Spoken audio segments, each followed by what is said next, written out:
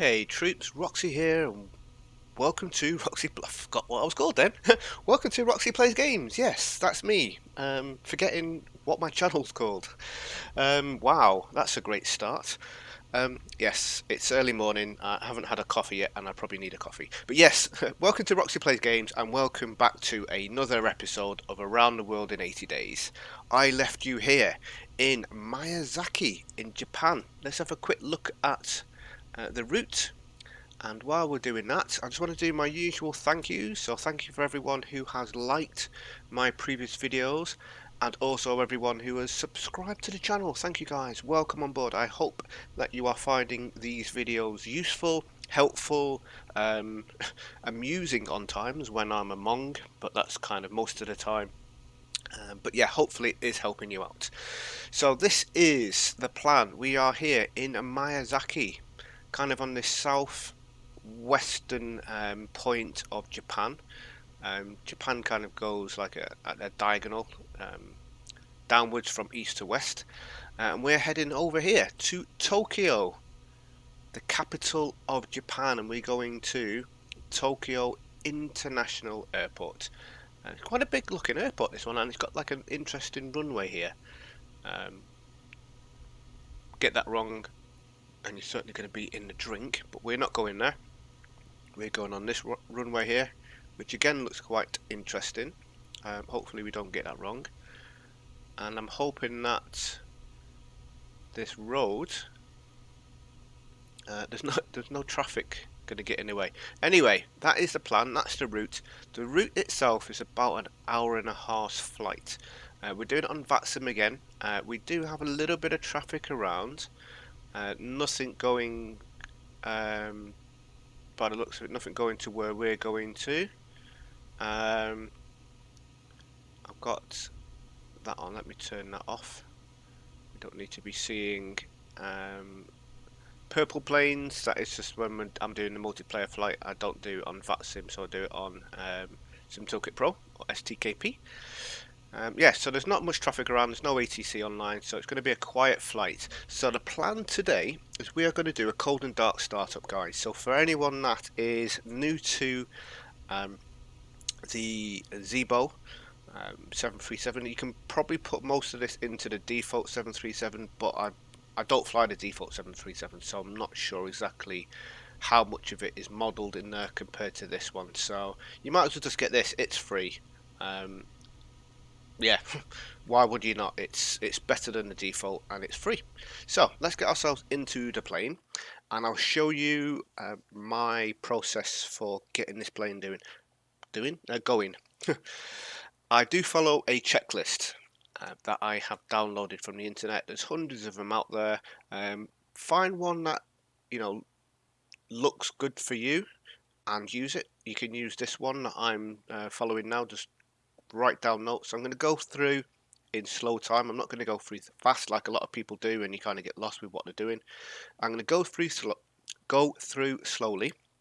Just put my teeth back in. And explain what I'm doing. All the information that I get from SimBrief, I'm going to show you where it is and where to put it. So there's no reason why you can't follow along, copy and do this flight exactly as I am. I'm going to go through the whole flight, guys. I may kind of cut it a little bit in the cruise, depending on how long it is, because it'll get a bit boring. Just sitting there with nothing going on. But we'll see how that goes. Right, so first thing I personally do is I go to my AVI tab, I go to ground services, and I connect the ground power unit. Okay, as you can see, it's already connected.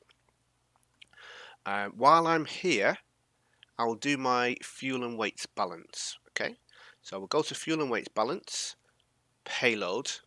And then if I move my screen here, and what I'll do is rather than me going back and forwards on Sim Toolkit Pro and having to keep going back and forth, I'm just going to bring my AVI tab up on here. It'll just make life a little bit easier. So I'm going to go to, right there, I need to actually download the charts first. So I'm going to go to my SimBrief downloader, export selected formats. So 0835 Zulu is the chart I am looking for. Oh no, where have I gone? Abby tab, charts. No, don't want that one. Don't double click. Right, and let me scroll down. We want this one here, 11th of August. So yes, what I'm doing is I'm actually doing this one a little bit earlier, and the reason being is I've looked at a couple of legs later on down the line, certainly the next two, and they're really long legs. One of them's 3 hours 45 and one of them's 4 hours 40 minutes. So I'm quite tempted to maybe chop them in half. But also, I had a bit of good news last night. I'm actually going to be going back to work next week, which is great. The downside of it is it's going to take away some of my recording evenings because I do evening work. So yeah, it's going to make it a little bit difficult. So I'm basically jumping ahead a little bit with this one. So although this one would have been recorded and uploaded for Monday, it's still getting uploaded on Monday. However, I'm recording it a little bit early so I can hopefully get another recording in this week for the following week. So I kind of get myself ahead of time a little bit, so I do have a bit of flexibility just in case I have a week where I can't get a recording done. Right, so make sure I'm on the right flight plan. 0835. Perfect. Right, so fuel and weights. Looking at our Abby tab. Let me make this a little bit bigger. Come down here. So let's go through first.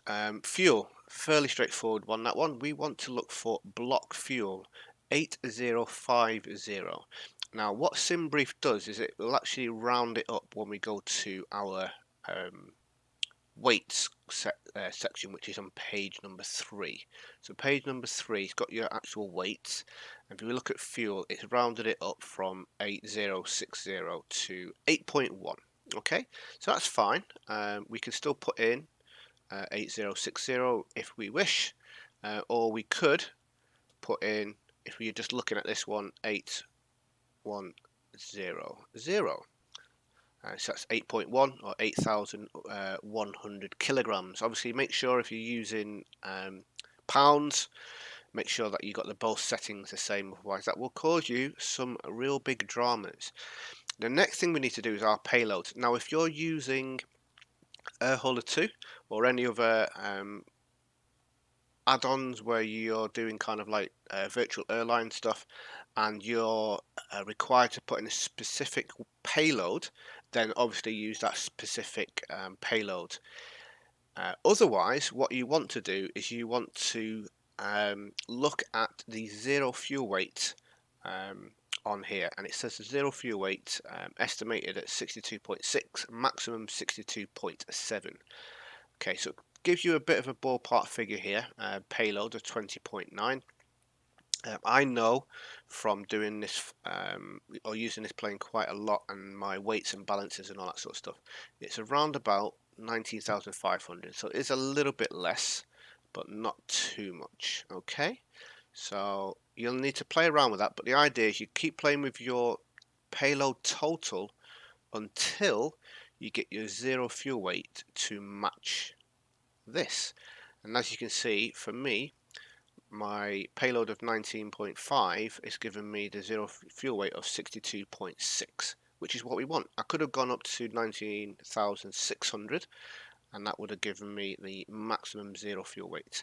So basically what that's saying is this is the maximum, if it was 19.6, the maximum amount of weight I could have once the plane's empty. Okay, that's why it says maximum zero fuel weight. So when there's no fuel, that's the maximum weight that this plane should be. Otherwise, it's going to cause a few dramas on takeoff and landing. Right, so that's that done. I'm done with all of this. What I can do now, you don't have to, but I'm going to click on flight, start flight leg, and then passengers will start coming on board. And we're going to keep this here for now. Let me just close it down and I'll bring it back in a second, so it's not in the way. So now what we need to do is we need to get power on. We've got the GPU connected, so we're going to go to our overhead panel, and if you're doing this at night time, you can use the torch light, flashlight, But basically you want to look for this blue light. This will be the only light that's lit up for your ground power switch. If you go 12 o'clock up, you'll come to this switch here. If you then go 9 o'clock left, you then come to the battery switch, and that's what you are looking for. You need to close this cover. You'll get some lights illuminating. Once you've done that one, you can then connect ground power, and then you get a couple more lights lighting up. You'll hear a little noise if you've got sounds all sorted, and then what you want to do is you want to go all the way up to the top to the IRS display. Now I have gone into my AviTab settings and set the IRS display or align time, sorry, IRS align time to short. I think it's on normal or standard or something like that as default, and it takes sometimes 6, 7, 8 minutes, sometimes even 9 or 10 minutes to align the GPS. When you set it to short, it only takes a minute regardless. So what you need to do is you need to turn this dial here, the big dial, to HDG, and then you need to turn these two knobs to nav. They'll go on DC, and then they should turn white on the align, and they're aligning. Okay, and then once that's finished, you'll then get a 6-digit, a 3-digit here and a 3-digit here number. Okay, and that's that done.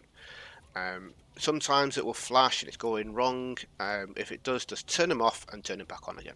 Right, so that's that bit done. We can now come to our FMC.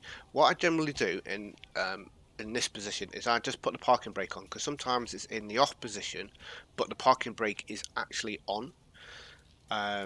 So when the better pushback guy comes up, it won't do anything. So I always turn this on, make sure the red light's on. That's all done. Right, we're now on the FMC, and this is probably the most complicated part for a lot of people, but it really isn't that difficult. So we're going to get our AviTab back up on here. Make you bigger again. I'm not going to come up with any innuendos there, although I've just kind of said one, so that's kind of pointless. Deary me. Right, enter IRS position message would come up here. That is basically telling you that you've got to put your IRS position on the FMC.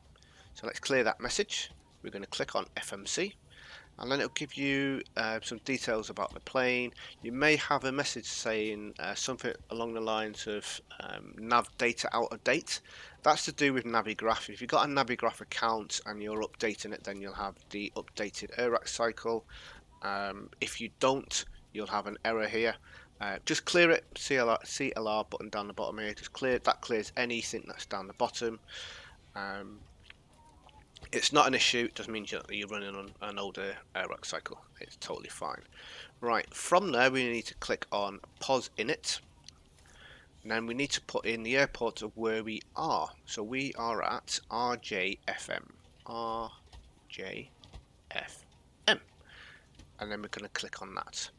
Now, gate and your flight number on the next page is kind of irrelevant on this. It doesn't make any difference, if I'm completely honest. I personally put it in just for the whole role-playing element.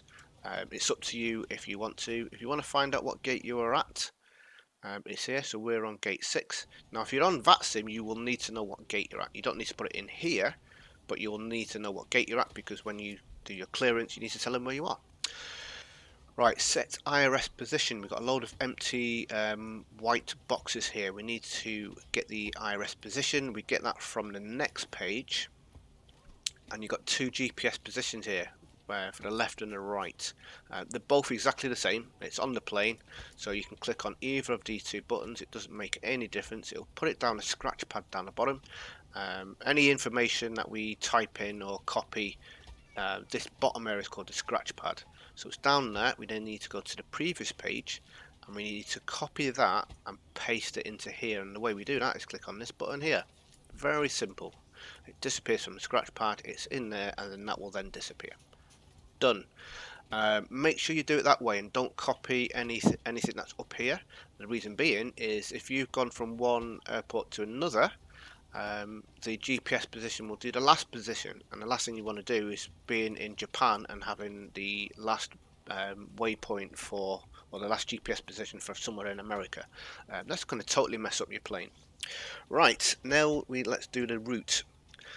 Right, there's two ways of doing this. You can copy the origin and paste it up here by pressing this button. You can then type in the destination, press this button and it pastes it up there.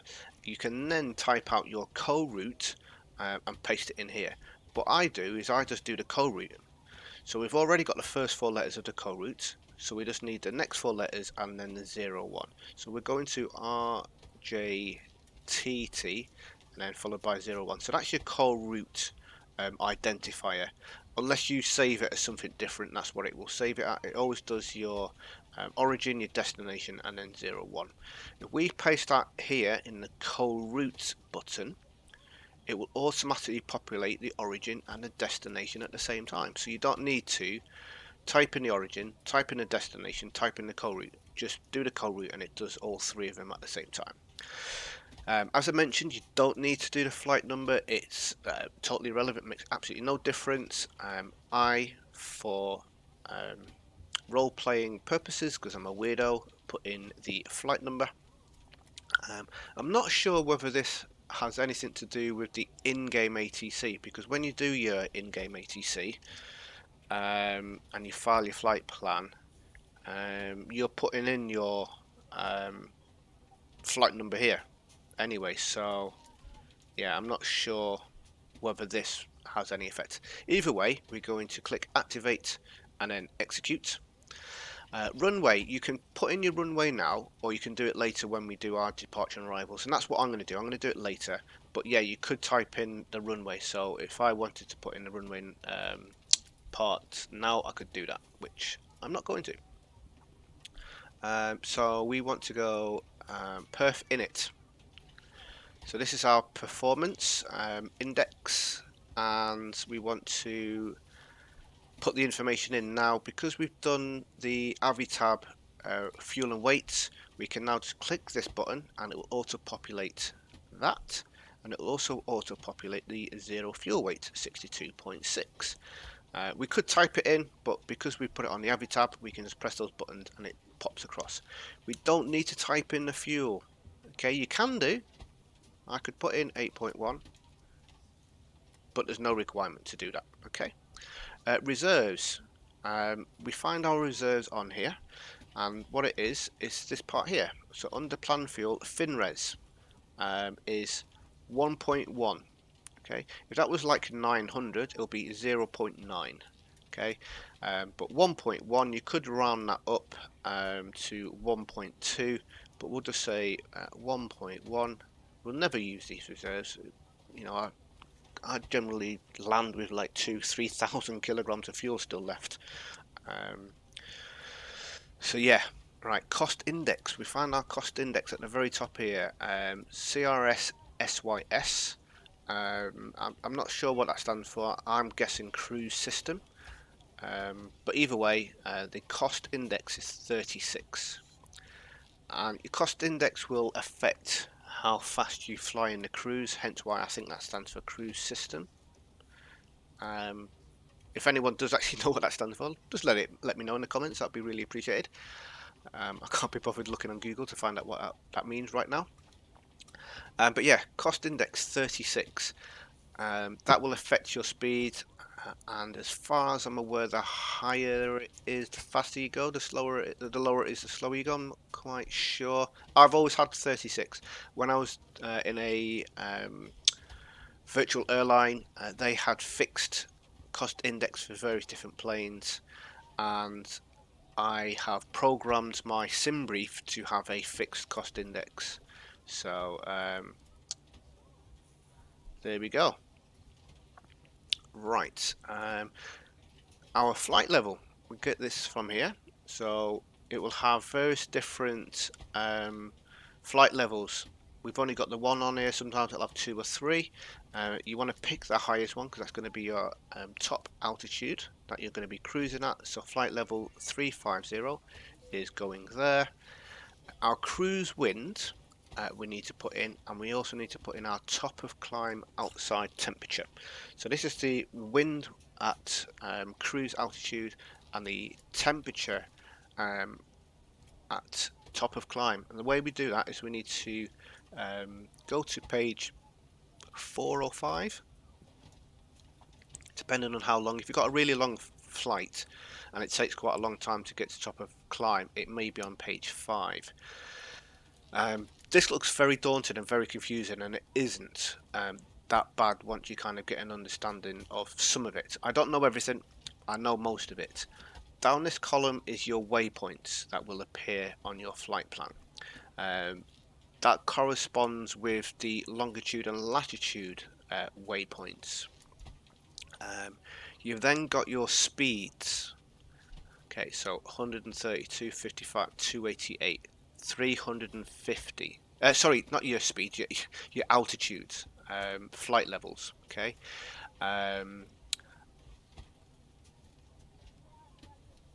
What are we looking for? We're looking for wind. So it's this column here. So it says wind. We want this column, and there's two numbers that we're looking at. You got a 3-digit number, then a hyphen, or a forward slash, sorry, and then another 3-digit number. The first number is the wind direction, so you will always have to put in the 3 digits. The next number is the speed, so you don't need to put in the 0. If it's got a 0 on there, like 007, you can just put in 7. You can put in 9, 11, 12. You don't need to put in a 0. So we are looking for our top of climb. So down the waypoints, you got TOC, top of climb. Come right, you then got your wind direction, your wind speed, and the top of climb temperature. So 111 / 7 minus 41. So let's come over to here. So 111 / 7 is our wind and speed. That goes there. Minus 41 is the temperature, and that goes there. Done. Really simple. Okay, so hopefully you got that, guys. Let's click execute. N1 limits. Right, I'm going to be straight up and honest with you. I don't understand this. Okay, from what I've gathered, when you derate something, it basically reduces the power of the engine to preserve the engine life. Correct me if I'm wrong, but that is what I've come to understand. How it does this, I don't know. And is it relevant for a flight sim? No, it isn't, because you don't get like permanent engine damage. You turn the sim off and you turn it back on again, everything's reset back to normal. Okay, so from what I've seen on other people's videos, lots and lots of videos I've watched, everyone seems to do takeoff 1. I just copy, it works. I don't know any different. And I don't need to know any different on that one, because like I say, it's not a real plane. Engine damage isn't a thing. So there we go. Right, takeoff. Standard takeoff flaps is flaps 5. If you was going to be going on a shorter runway and you need to kind of get more lift, then you could go flaps 10 or flaps 15. So like at Innsbruck as an example, I would go flaps 15 there. So we're going to click this button here, and then that kind of gives us our speeds. Center of gravity, we're going to click this button here. Now sometimes when you click that button, nothing appears here. Don't panic. Come over to your fuel and weight area, click on the fuel and weight, payload, and then top takeoff weight, TOW, center of gravity 27.7. Okay, so that's what we want there. 27.7. That gives us a trim of 5. I always do my trim wheel now. Okay, even though my checklist doesn't say to do it until later, I do it now. 1, so I don't forget, and 2, if you do forget and your trim's down here somewhere or up here, it's going to cause you problems with your takeoff. Okay, so I always make sure that I do that now, so I do not forget. Next thing we need to do is our speed. So we've got V1, V rotate, and V2, and our V2 speed is 151. You could write it down and do it later. Again, I just do it now so I don't forget what it is and have to look back through. And that's just going in our initial speed. That's that part done. Now let's go to departure and arrivals, so we can set that all up. We want the left hand one here for departure, and we've got all of the SIDs, and we've got our runways. So let's go back to page number 2, I believe, yeah. So we've got our route here, page number 2, and I've also looking at SimToolkit Pro, and the reason being is I did change my flight plan star to better suit what I'm doing. So we got our flight plan in. This didn't produce the star and the transition because I changed my flight plan on SimToolkit Pro after it gave me the sim brief. Okay, so I'm looking at that because that's going to be relevant in a second. So, but we've got our star on, our SID on here, so that's all fine. So we've got runway 27 is our takeoff, and we've got Kizak 2, which is our SID. Now, if you don't have a SID, it won't appear. We've got a transition Mad Dog. So let's put in Mad Dog. It had 2 Mad Dogs there. I don't know which one's which, but we'll just go for the top one. Departure and arrivals. Now we want our arrival. We're arriving at runway 22, so we've got ILS 22 there. Now you can see here it says Axlev, but I actually changed my star to a Balan. So we're not doing the Axlev star, we're actually doing the Balan star, which is not showing on here. So I'm going to go and use the Axlev one, which is on here anyway. It's fairly similar, just slightly different approach, but that's fine. But we do have a transition of nylon, which is what I added in. So I had Balan and nylon. We're doing Axlev and nylon on there. Let me just show you that I'm not talking out of my buttocks. So star, I changed it to Balan, and then the nylon transition, as you can see there, it just gave me a slightly different approach here. It does have a little bit of a kink in there, but that's all fine. It basically just made my lineup a little bit better. So that's what I personally did on there. So let me go back off that. If ATC was online and they was doing arrivals, they may kind of bring you in a different way, but there's no one online, so that's all fine. Right, let's click execute, and that's that done. Let's go to legs, make sure that we've got no discontinuities or any issues, any breaks. It's all looking good. Oh, that's a first. Normally I'll have an issue, and we got no issue, so we're done with our FMC, so we can close that down. I personally like to click on progress button here, and then it gives you your waypoint, or your next waypoint, how far it is, time, your fuel, and your distance to kind of like top of climb, and then it'll do top of descent, and then your arrival, and it's got your actual overall route, so where we're going to, the distance and the expected time in of 10:46, so an hour and a half, if we was to obviously fly now, but we're not, because we need to get the rest of the plane going, and I want to do it before it gets dark. So that is the FMC, or the CDU, all done. Let's do our pre-flight procedures. So first thing I'm going to do, make sure that the IRS is aligned, which, as you can see, we've got our 6-digit display showing. If it didn't, I would have to turn them off and turn them back on again, get that aligned. But you would also know if that wasn't aligned, because on the display here, it wouldn't show the route, it would just be a black screen. Right, so your dampener is our next one. Your dampener could be found on the left here, where it says your damper. Funny enough, I keep saying dampener, it's damper. Right, so we need to turn that on.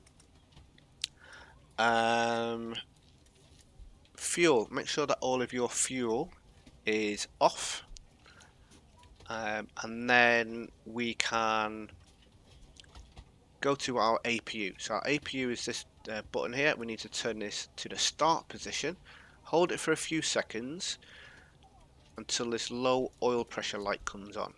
then you can release it and this dial will go up and then come back down. So while we're waiting for that to happen, what I will generally do, although it's in the checklist after this, is I'll go to the emergency exit lights, close this cover, and then turn the chimes to auto and the fasten seatbelts to auto. I just do that now while I'm waiting rather than doing it after this, just watching this dial going up and down. So that's going to go up to around about 8, it's then going to come back down, settle at around about 4, and then this light here in the middle, the APU Gen bus light, will ignite, and when that does, we're going to flick these two switches down for the APU generator. So there it is, it's lit up. Let's turn these on.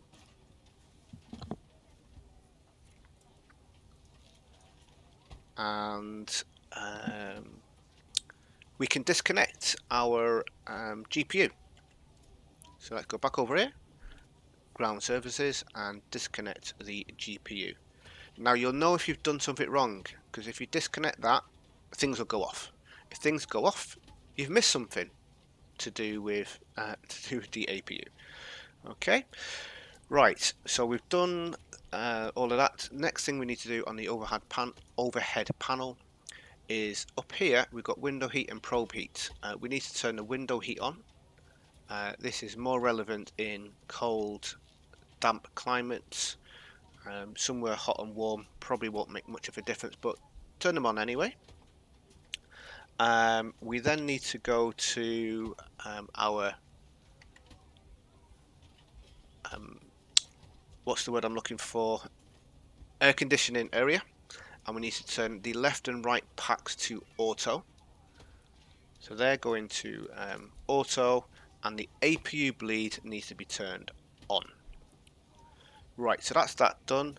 We need to then do our cabin pressure, so the altitude that we're flying at, which is 35,000, and the altitude of the destination, or the landing elevation, which is less than 50. Right, that should be in the auto position already, unless you've changed it. So, next thing we're going to do is we're going to come to this area here. We're going to turn on our anti-skid to RTO.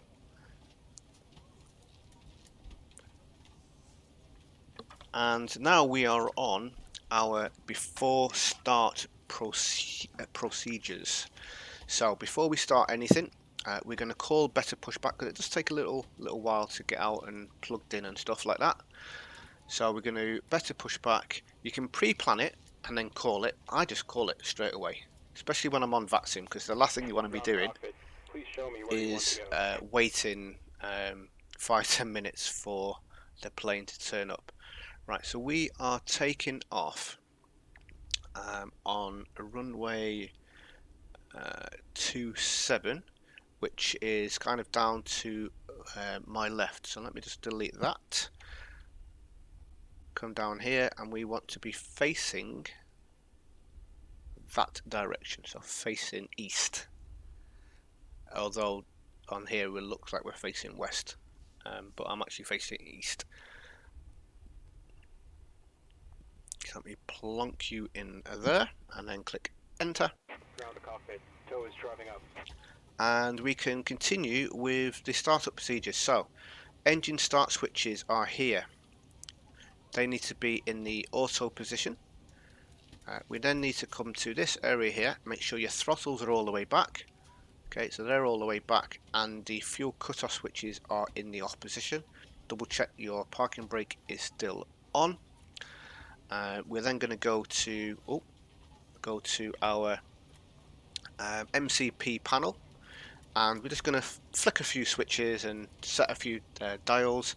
We've already done our speed, we've already done our altitude, or the altitude's already in here, but you may need to change that. We're going to turn our flight directors on.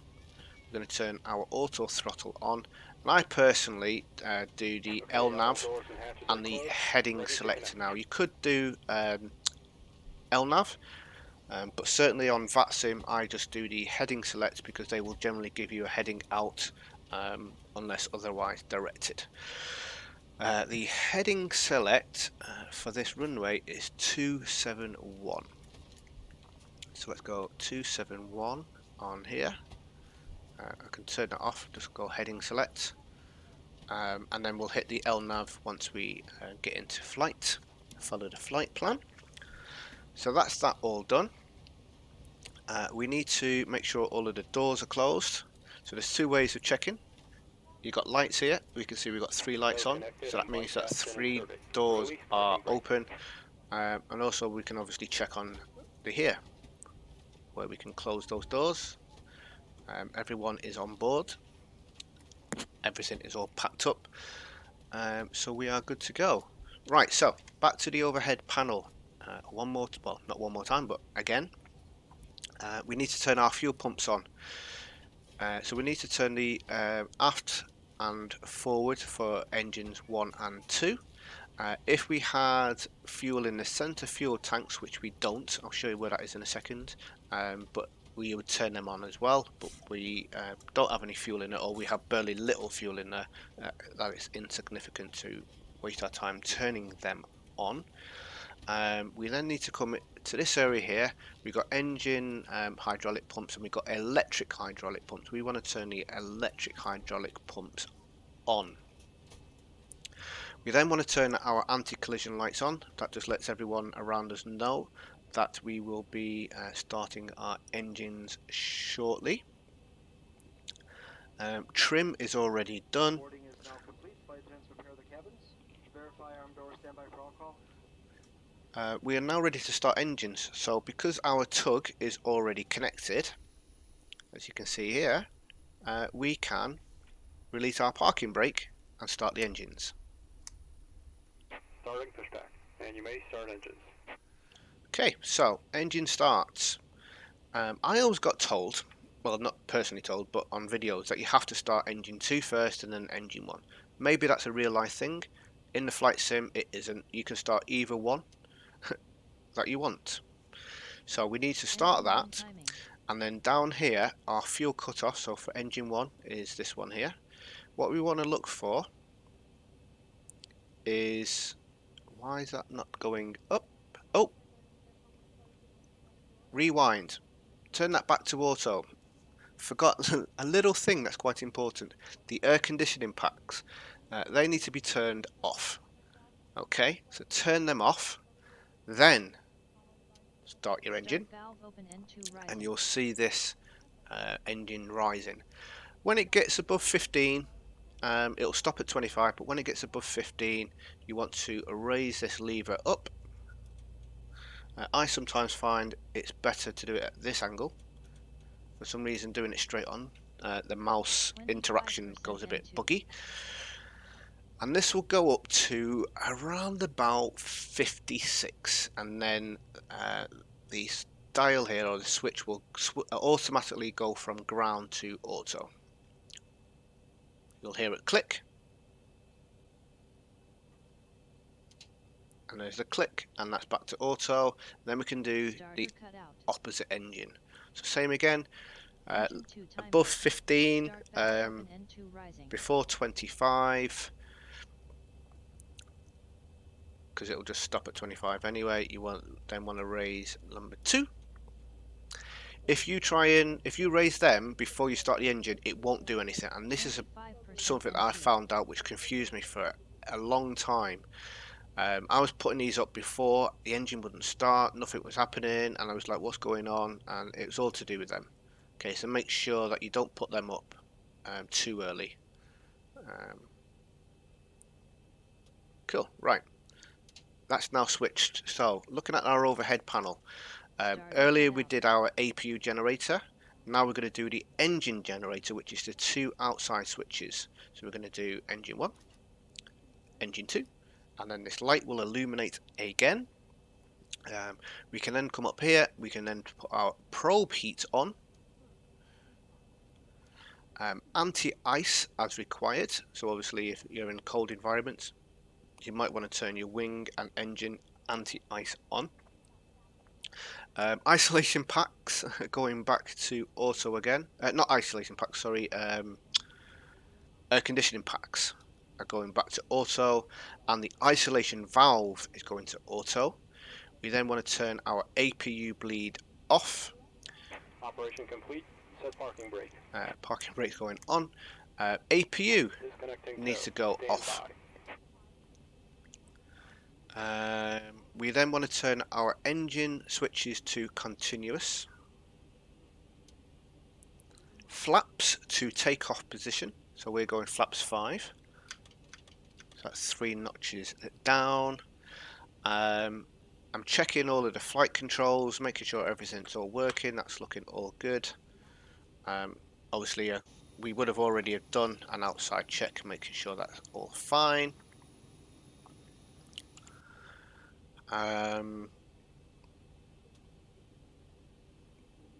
Taxi lights. Right, so we're about to taxi.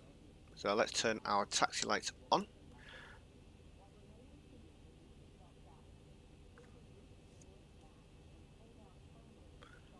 And then once the tug has given us a signal, Bypass bin has been removed. Hand signal on the right. We'll see you next time and have a safe flight. on the right, we will depart.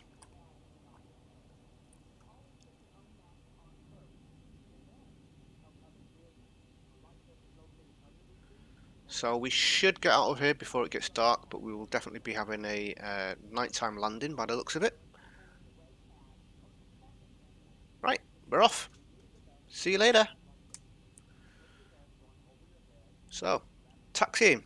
I generally like to do a brake test now. Make sure that the brakes work, which they do. So that's all good. So all we need to do now is just taxi all the way down here. It's a little bit of a long taxi. I'm going to put the speed up a touch, but I don't want to go speeding. So it's 6:30 in the evening here. What's that taking us? I don't know, around about 30 minutes or so. I generally get this done in about 10 to 12 minutes. Obviously I've taken my time, I've talked to you, explained to you where everything is, but bit of practice, going through that a few times. 15 to 20 minutes max it should be taking you for getting set up ready to taxi. So when you're doing a Vatsim flight, if anyone is doing that, when you're doing your flight plan and you're setting your departure time, I would recommend giving yourself half an hour to 45 minutes for departure, so that you can take your time getting all set up. And bearing in mind as well, your departure time is the time from takeoff, not the time from taxiing or pushing back. So just remember that one. Bear in mind, if you're at a busy airport, your departure may be delayed. And I found that when I'm using some of the software or plugins for virtual airlines, which are great, don't get me wrong, but it records it from taking off as your departure. So if you depart like 10-15 minutes afterwards, but you've pushed back on time, it will still record it as a late departure. I don't know if they're all like that, but certainly the ones that I've used have been.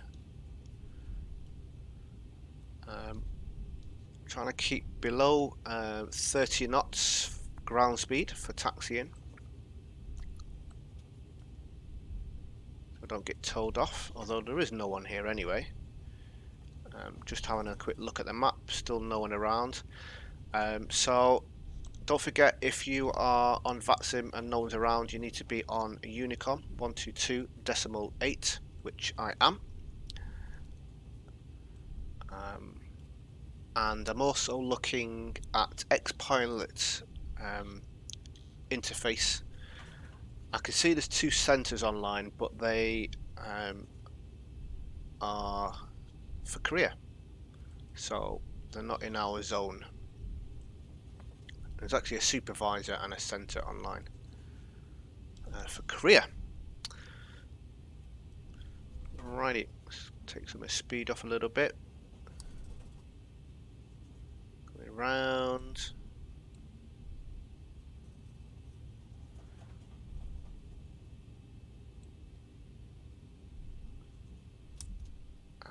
Let's stop there.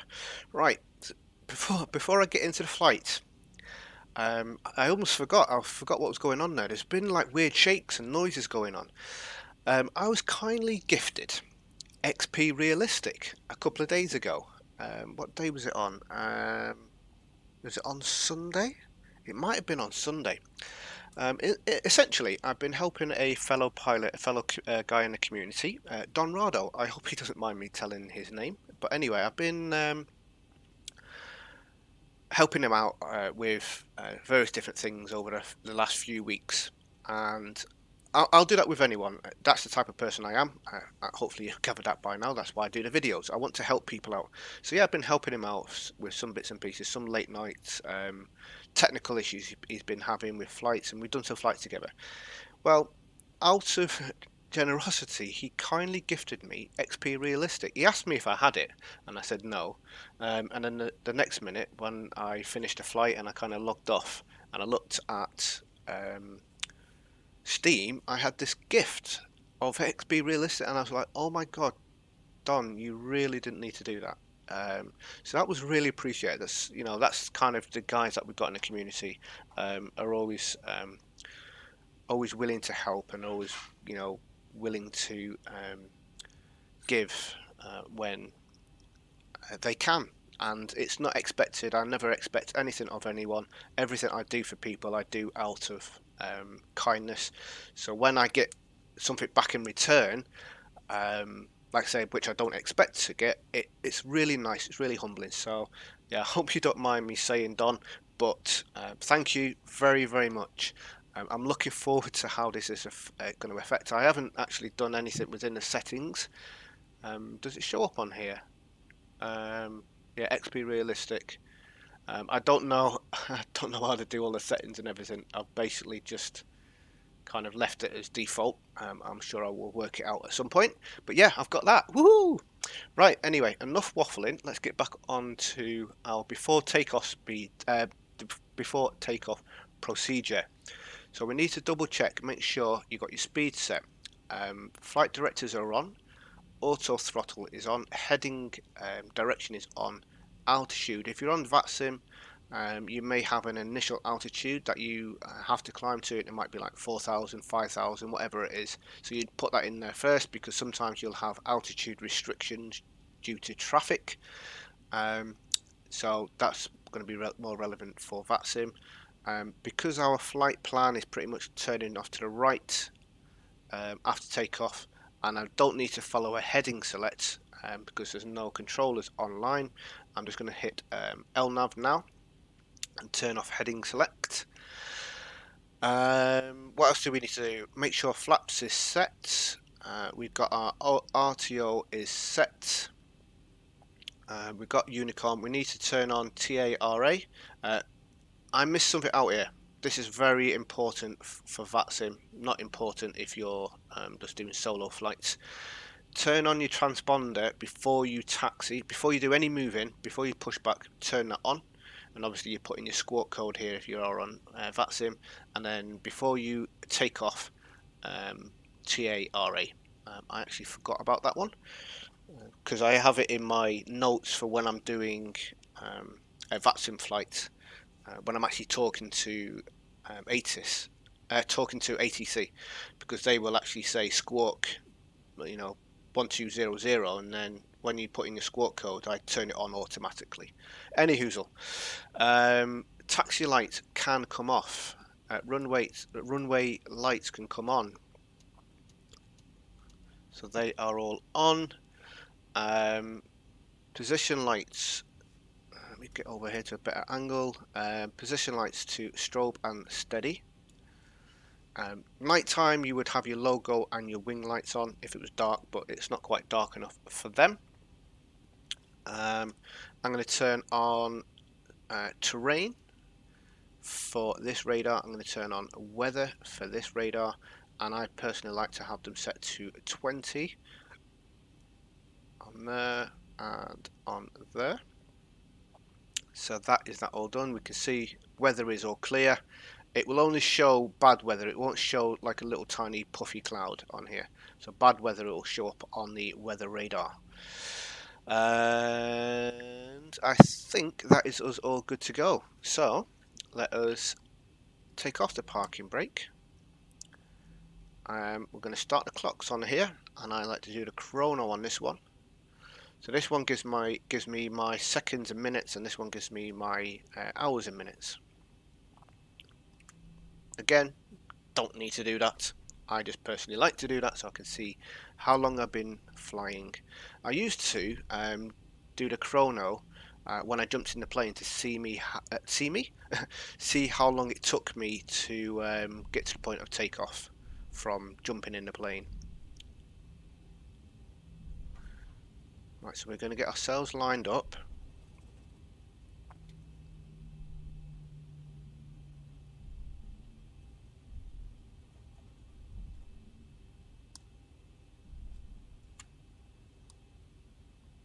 And let's stop there.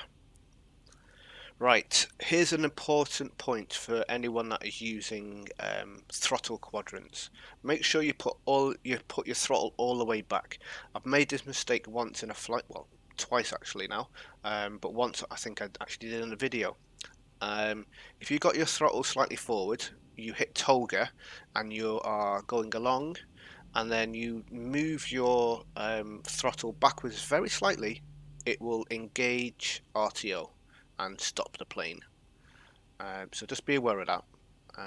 However, let's go. Toga. We're out of here, guys. Oh, look at those vibrations from XP Realistic. Never had this before. Oh, I'm so excited. I've not actually used it yet. I've not done a flight. Airspeed alive. Wow, the vibrations. So much more realistic. XP Realistic. There we go. 80 knots.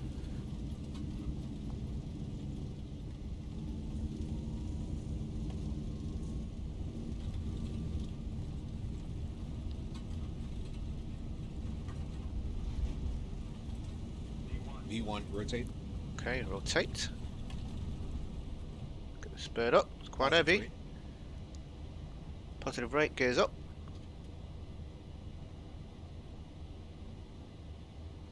400. 400. Let's go autopilot. So just double check. Autopilot or command is on. I've got it set to a button, but you can obviously just click this command button for autopilot. 1000. And I'm watching this ticker tape here now. So when this comes down to 1, we're going to go flaps 1. And when it goes up, flaps up. And then we need to turn off RTO and put our gears in the off position. So it's coming down now, so I'm going to go flaps 2.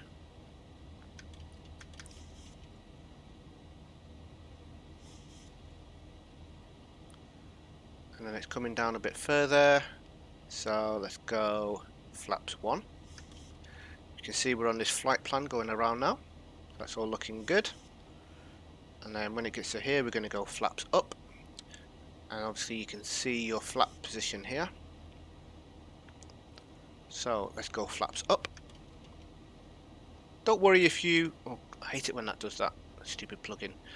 Well, it's a great plugin, but it's annoying because it keeps popping up. Don't worry if you get your flaps in a mess. If you do your flaps at the wrong timing, it's not a massive issue. So long as you're not over speeding with flaps up and gears up, otherwise that will cause you some problems.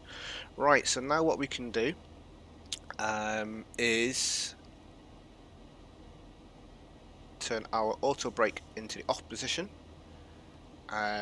put our gears down to the off position,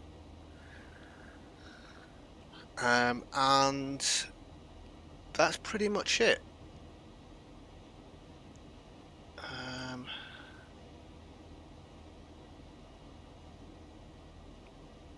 Yeah, we're looking good. That's it, guys. That is cold and dark to take off. The only things that we would do now is at the standard altitude, if you hit your standard, whatever that is for wherever you are, it will illuminate anyway, so you'll know when to do that. And turn your lights off at 10,000 feet. So 10,000 feet will turn the lights off. and we would turn the position from strobe and steady down 2 notches to the steady position. So that will go down to steady. All the lights will be off, and the engines we would turn to auto. And that's it, guys. That is it. We are climbing pretty quick, so we'll get to 10,000 feet. I'll do those bits and pieces just so that you 100% know what to do.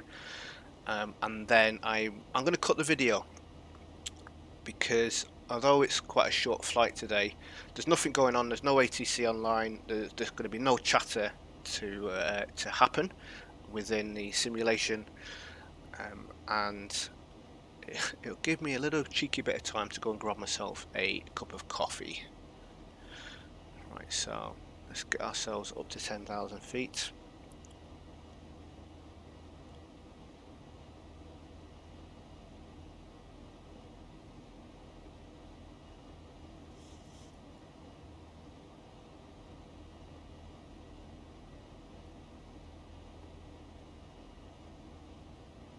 Nearly there.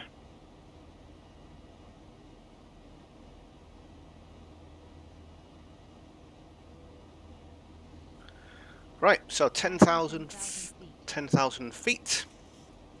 So lights all off. Engine start switches to auto. I actually forgot to turn off one of my plugins that's doing all of that, which is doing some things that I didn't want it to do. So it's actually turned on my center fuel tanks just because I've got a tiny bit of fuel in there. I'm actually going to turn them back off. They're not required for that amount of fuel. If there's like 500, 1,000 kilograms of fuel in there, then I would leave them on. But yeah, turn all of your lights off. Position needs to go to steady. Engine switches to auto. And that's it, guys. We are climbing all the way up to 35,000 feet. So what I'm going to do, guys, is I will catch up with you on the descent, and we will go through how to land the plane, hopefully safely without having a hard landing like I have done in a couple of my previous flights. So yes, I shall speak to you in a few seconds, guys.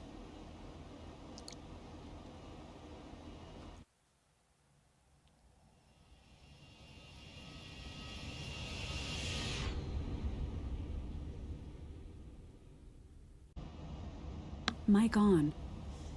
Hey troops, we are back, and as you can see, I'm not far off coming into Tokyo. We've got a couple of guys on the ground by the looks of it. It is dark. I'm going to do a quick announcement on Unicom, let them know that we are coming in, so I don't scare anyone off. Well, not scare them off, but cause any problems, so to speak.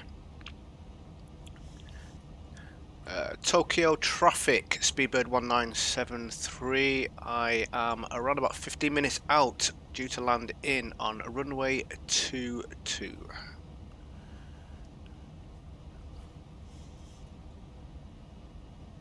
Yeah, so I just did a quick call on Unicom, let them know that I am around about 15 minutes from arriving in. And I am absolutely loving this XP Realistic. Oh wow, it's just so amazing. Like before, I've put the speed brakes on, which are on, and nothing would really happen. Obviously, apart from the plane slowing down a bit. But it actually causes turbulence, which is really cool to see. Right, so I'm just turning some of the panel lights on, so I've got a bit more light in here. It is a touch on the dark side. We could turn on the dome light, of course, make it really bright, but I like to just have the panel lights on for takeoff and landing. Right, I'm going to get my chart out for RJTT.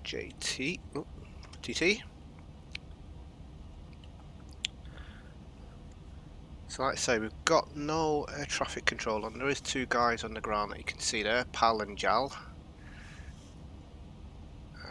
I want my... I don't need the arrival. I'll do the approach for 22. See what altitude I want to be at. So mandatory 5,000 feet. So I'm going to set 5,000 here.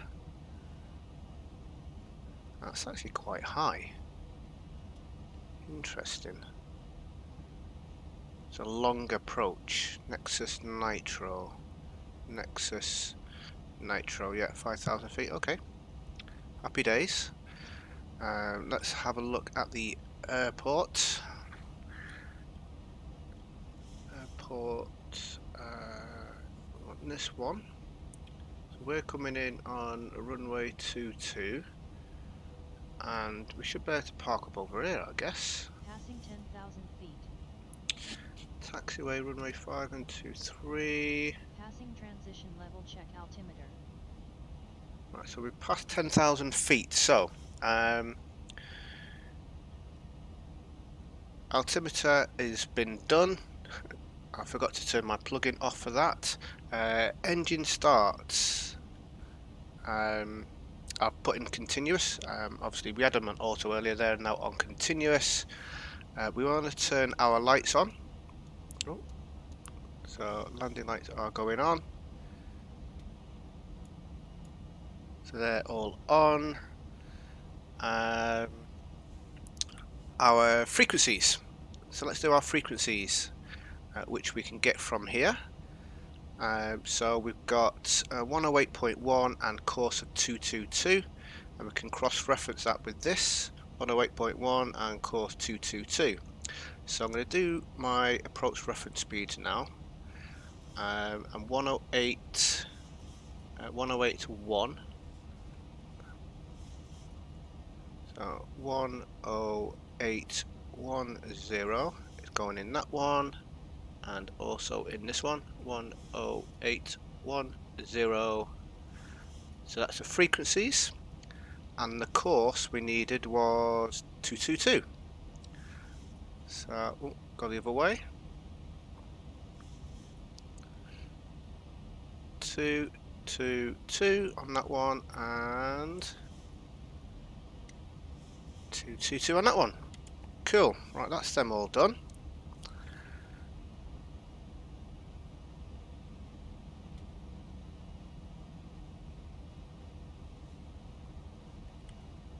Let me go back to legs on here. So that's all fine. Right, position lights need to go. Oh, we need to go back up to steady. We'll leave the logo lights on, and we'll put the wing lights on as well because it is dark outside.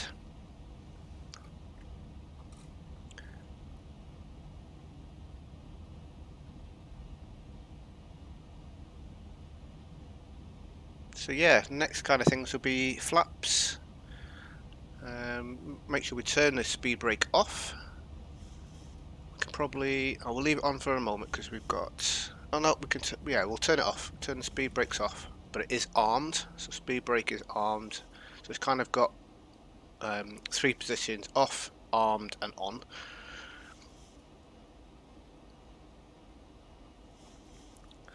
And it's going to adjust my heading bug, just in case I need to go heading select. Just checking, there's still nobody online. No ATC online.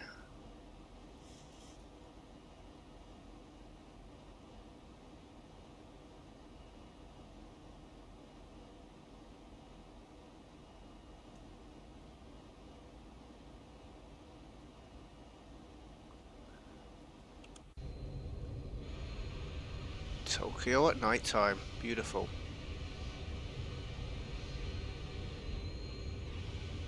I think that can be a screenshot right there.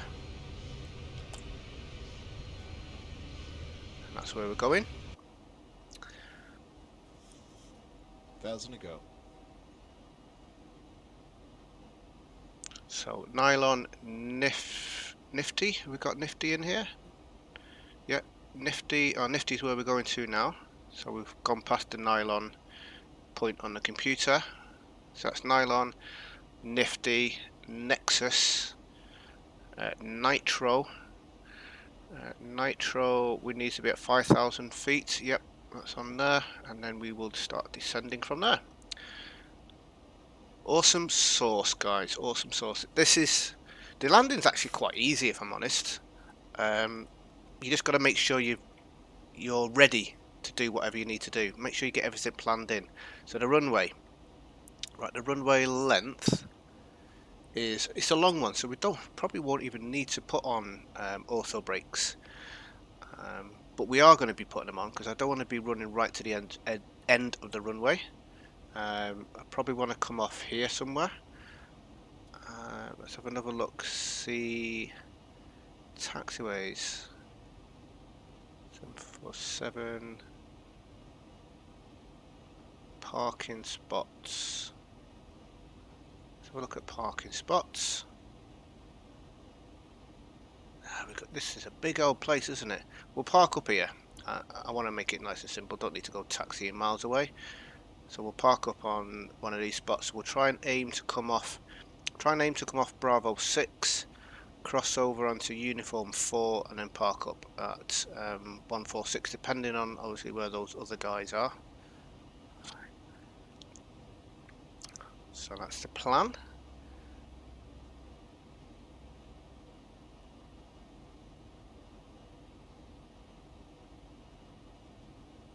Yeah, looking good, guys. Looking good.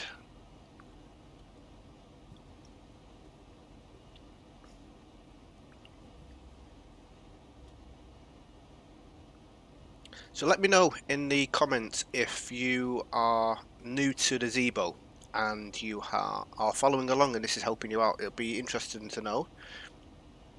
I do get people private messaging me or chatting with me in Discord, but for anyone that isn't in our Discord, just let me know in the comments whether this has been useful for you doing your flights.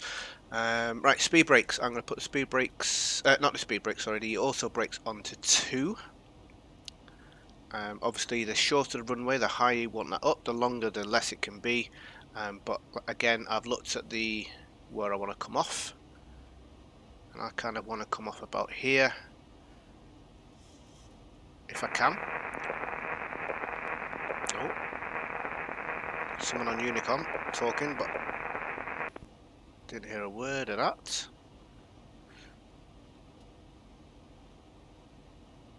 So we'll do another call 15 miles out.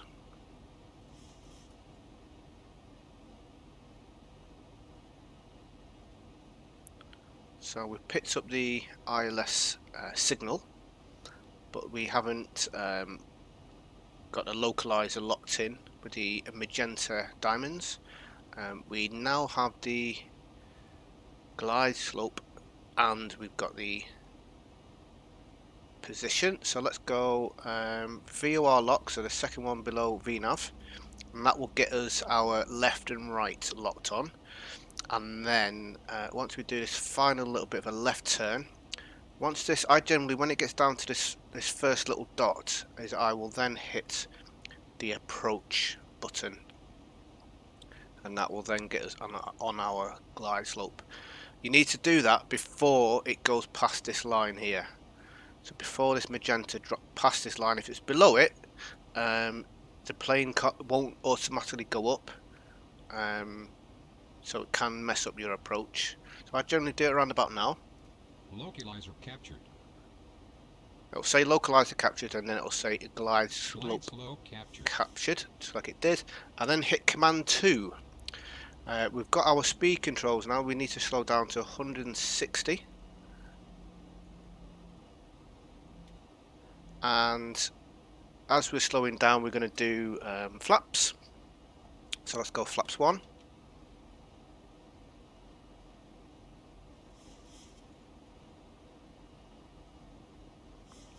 And flaps 2. We might need to put speed brakes on. Oh no, it's coming down. If your speed doesn't come down quick enough, just whack on your speed brakes for a little minute. get that speed down a bit more. Tokyo traffic, speedbird 1973 on final to runway 22, 12 miles out. So I'm just using the speed brakes just to get that speed down, and then we can put some more flaps on.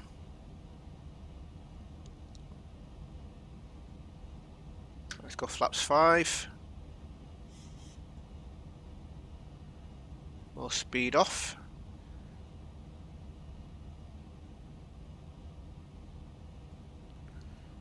And once we get to 160, we will turn the speed brakes off.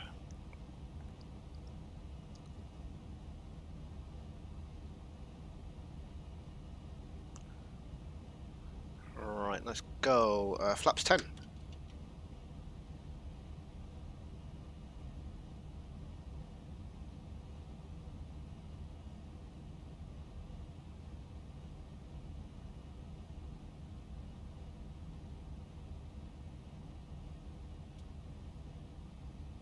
Our approach reference speed is 150. I'm just going to double check, make sure that hasn't changed. 149, okay. So all you do is just double click on this button here, and that will show here. So flaps 30, speed 149 for landing. Right, so we're 7 miles out. I'm going to take the speed brakes off. And I'm going to go flaps 15.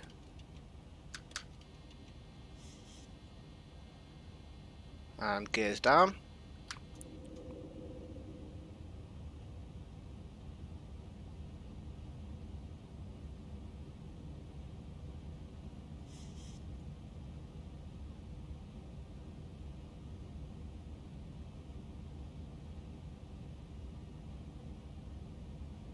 It's quite a long approach, or glide slope, isn't it? I've never been on one quite this long. And certainly descending from this altitude, it's normally been descending from around about 3,000, 2,000 sometimes. 5,000, that's a long old way in. But it's all fine. Right, let's bring the speed down to a 155. Go flaps 25.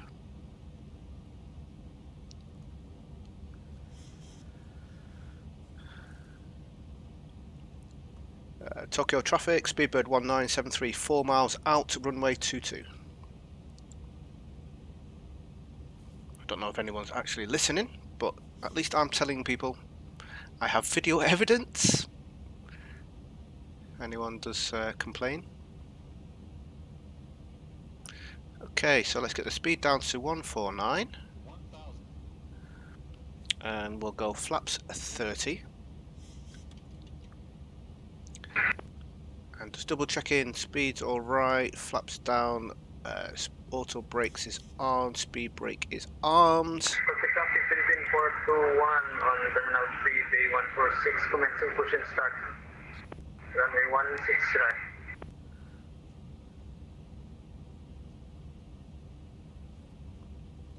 And here we come. I do like nighttime landings. So it looks like we're going to park up by this PAL 412 guy.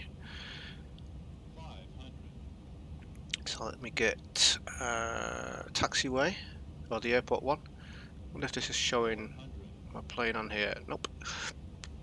It's weird how some of them show the plane and some of them don't. But we want to aim to come off Bravo 6 if we can.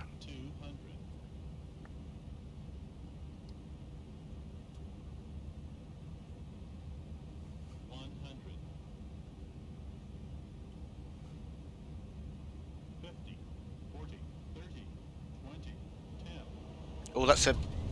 Wow, that was a hard landing. Crikey. Reversers normal. That was very hard.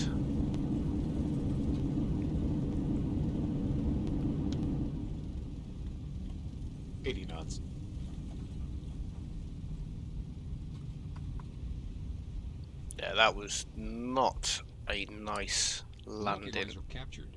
at all. Lights low captured. Hong Kong, Tokyo traffic, Speedbird 1973, clear runway 22. Don't know why I just said Hong Kong then. We're not in Hong Kong. Right, so speed brakes can go down. Flaps can come up.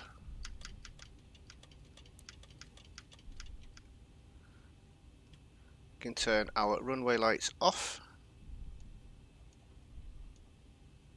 Or landing lights off. I'll leave my runway ones on and we'll turn the taxi ones on. So we just got a bit of light.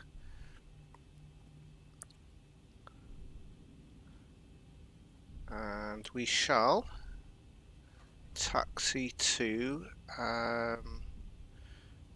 gate 146. Tokyo traffic, Speedbird 1973, taxiing to gate 146 via Bravo Uniform 4.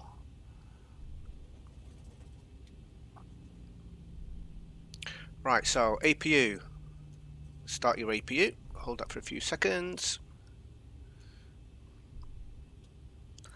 Probe heats can come off. Make sure we're going in the right direction. Can't see any numbers anywhere, so we'll just go for this one here.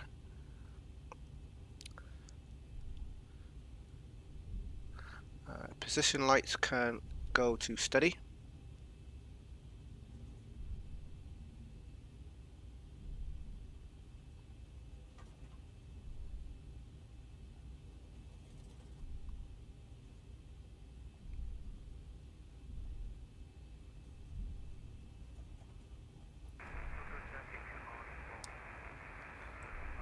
And let's park up. I think we are almost where we want to be. A little bit further forward.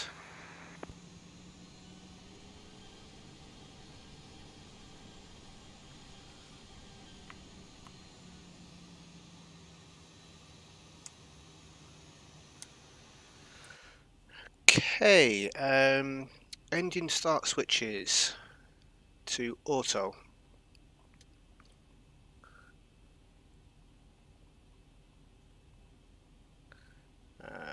Auto brake. Oh. Auto brake can come off.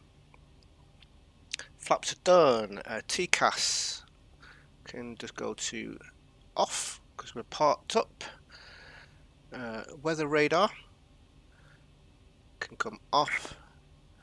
Terrain radar can come off. 421, taxiing to runway 16 right via Uniform 4, Bravo, first runway 04, and Tango.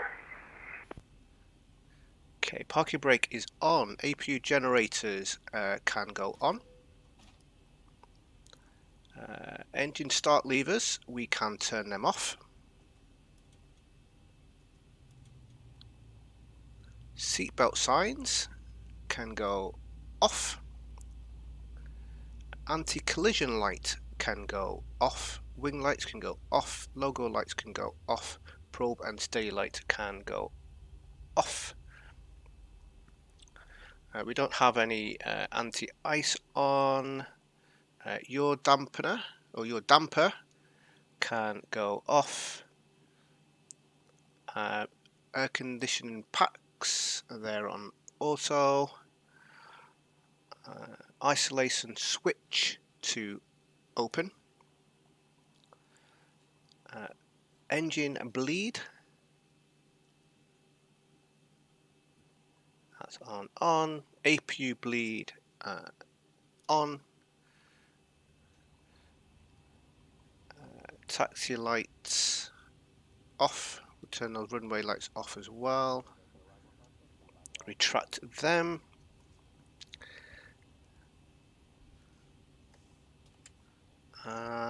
Flight directors can come off.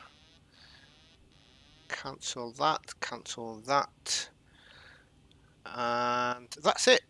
Everyone can disembark, and that's it, guys. We haven't done the secure procedure where you turn everything off and then disembark yourself, but we'll leave it at that. So, guys, we have successfully done a lovely flight to Tokyo, and I'm looking forward to departing from here because this looks like a nice airport, and it could be a long flight. I'm not too sure whether I'm going to cut the flight because it says 3 hours 45, give or take a few minutes, with wind and obviously traffic. I don't know whether I'm going to be doing it when ATC is online or not. It depends on what time I can get the flight done. I am going to be recording these ahead of schedule now to get myself ahead, because obviously with work coming back up, that's going to certainly impact the hours that I have to do recordings.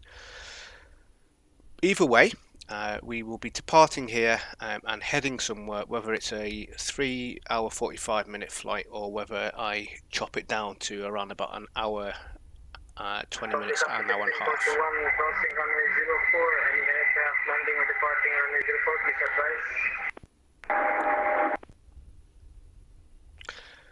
Cool, right, so that's it, guys. Thanks very much for watching. As always, I appreciate all the likes, I appreciate all the subscriptions. If you know anyone else that might be interested in getting into Xplane or flying in general, make sure to share this channel with them. Maybe I can help them out. The new Xplane. Wow, that's horrible sound. The new Microsoft Flight Simulator is coming out in 8 days, is it? 7-8 days.